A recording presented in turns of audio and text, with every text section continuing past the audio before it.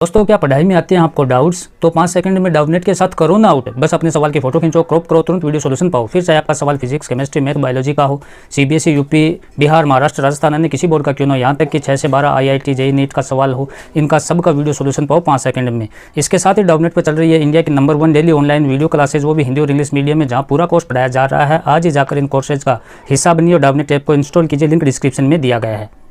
नमस्कार साथियों, मैं रमेश काला जीके विद काला पर आपका स्वागत करता हूं। दोस्तों, कक्षा 12 राजनीति विज्ञान का पहला लेसन मोस्ट इम्पोर्टेंट क्वेश्चनों की श्रृंखला का दोस्तों डिटेल्ड से हमने न्यू सिलेबस के अकॉर्डिंग एनसीईआरटी जो राजस्थान में यही सिलेबस है 2022 में डिटेल्ड से हमने पढ़ा दिया। इसको पहले लेसन को कई लेसन करवा रखे हैं, आप प्लेलिस्ट में जाकर देखें, डिस्क्रिप्शन में लिंक मिल जाएगा।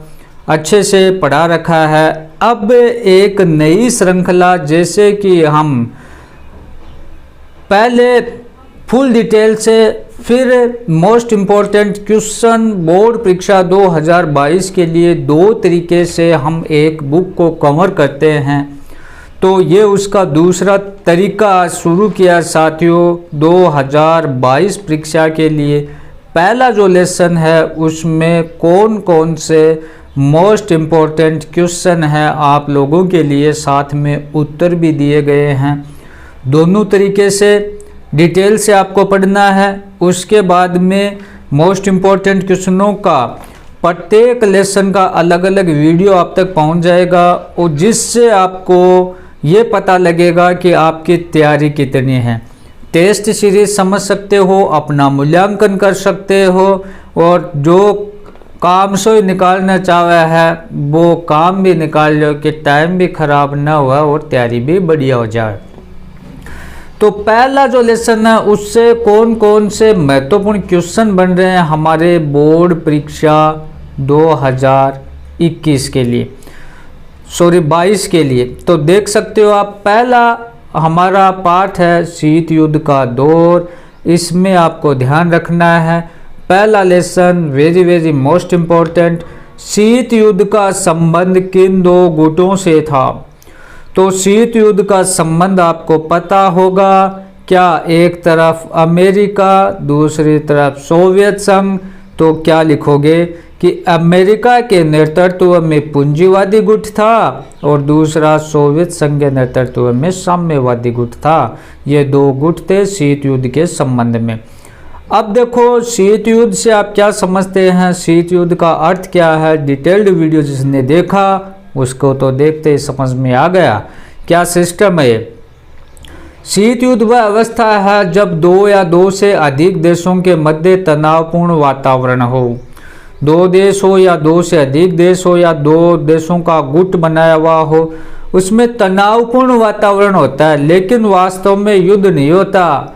कोई परमाणु युद्ध या कोई मारकाट वाला सिस्टम नहीं होता, सिर्फ और सिर्फ वैचारिक युद्ध होता है, भावनात्मक युद्ध होता है। एक दूसरे की कटाक्ष अवहेलना करते रहते हैं, लेकिन प्रत्यक्ष से आमना सामना नहीं होता।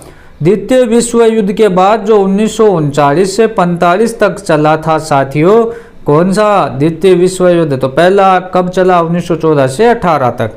द्वितीय विश्व युद्ध के बाद अमेरिका और सोवियत संघ के बीच वाद विवाद, रेडियो प्रसारण, मतलब रेडियो के माध्यम से अमेरिका सोवियत संघ का कटाक्ष करता और सोवियत संघ वो अमेरिका की कटाक्ष करता था। सैनिक शक्ति के प्रसार, अपने अपने उन्होंने हथियारों का प्रसार किया, सैनिकों की शक्ति को सुदृढ़ किया, लड़े गए स्नायु युद्ध को शीत युद्ध कहा जाता है। कहने का मतलब मोटे तौर पर यही है कि इसमें वैचारिक युद्ध होता है, युद्ध का सा माहौल बना रहता है, एक दूसरे की ईर्ष्या करते हैं, कटाक्ष करते हैं, बुराई करते हैं, लेकिन आमना सामना होकर लड़ाई नहीं होती। फिर ये मार्शल योजना क्या थी साथियों, मार्शल योजना क्या थी इसको आप समझें।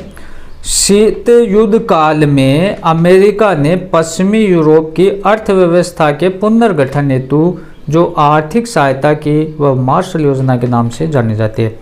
जैसे हमने डिटेल्ड वीडियो में देखा था कि देखो विश्व 2 गुटों में विभाजित हो गया, एक तरफ अमेरिका था, दूसरी तरफ सोवियत संघ था। जर्मनी का विभाजन कर दिया गया था, बर्लिन नामक स्थान पर बर्लिन की दीवार बना दी गई थी।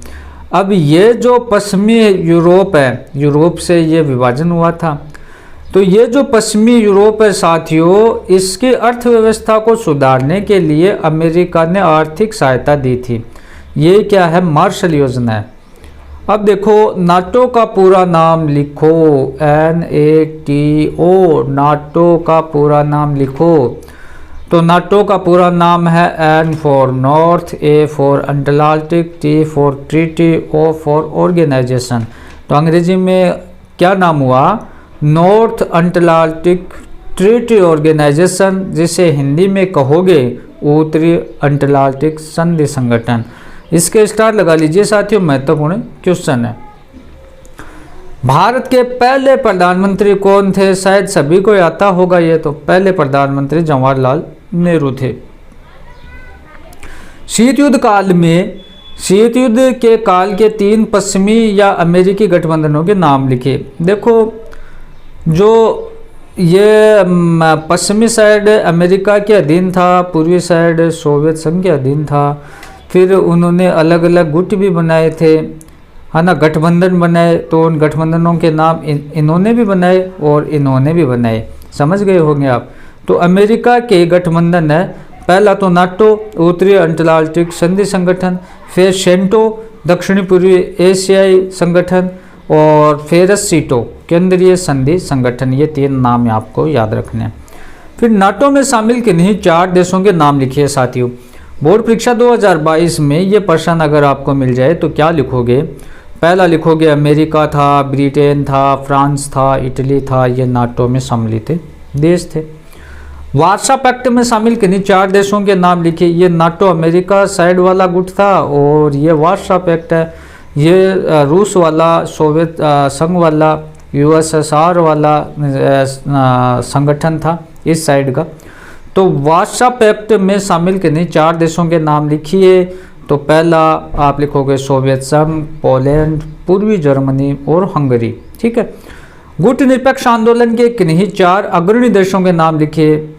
तो उनमें से देखो व्यक्तियों के नाम लिखना पड़े तो नेहरू, नासिर, टिटो, है ना, ये आपको लिखना, ये मुख्य थे। देश का बात करें तो भारत, इंडोनेशिया, मिस्र, यूगोस्लाविया ये थे। अंतर्राष्ट्रीय राजनीति पर शीत युद्ध के कोई 2 नकारात्मक प्रभाव बताइए। अब अंतर्राष्ट्रीय राजनीति पर शीत युद्ध के क्या नकारात्मक प्रभाव पड़े?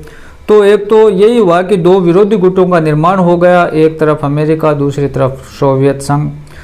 सशस्त्रीकरण की प्रतिस्पर्धा भी जारी रही, एक दूसरे वो हथियार की होड़ बढ़ गई उनमें। पृथकतावादी से साथियों क्या आशय है? पृथकता, पृथक मतलब अलग रहना। तो पृथकतावाद का अर्थ है अपने अंतर्राष्ट्रीय मामले से काट कर रखना, अंतर्राष्ट्रीय जो मसले होते हैं उनसे अलग रखना। अल्प विकसित देश किन्हें कहा गया है? अल्प विकसित देश किन्हें कहा गया है? तो गुट निरपेक्ष आंदोलन में शामिल अधिकांश देशों को अल्प विकसित देश कहा गया था। नेक्स्ट है, अल्प विकसित देशों के सामने मुख्य चुनौती क्या थी? तो अल्प विकसित देशों के सामने मुख्य चुनौती आर्थिक रूप से ज़्यादा विकास करने, अपनी जनता को गरीबी से उबारने की थी। गुट निरपेक्ष आंदोलन के नेता के रूप में शीत युद्ध के दौर में भारत ने क्या भूमिका निभाई? तो भारत ने एक तरफ तो अपने आप को दोनों महाशक्तियों की खेमेबंदी से अलग रखा, दूसरी तरफ अन्य 9 स्वतंत्र देशों को महाशक्तियों के खेमे से जाने से भी उन्होंने रोका रखा। गुट निरपेक्ष का उन्होंने निर्माण किया। नेक्स्ट प्रश्न देखें साथियों, अमेरिका ने जापान के किन 2 शहरों पर बम गिराए? तो हिरोशिमा, नागासाकी पर गिरवाए थे।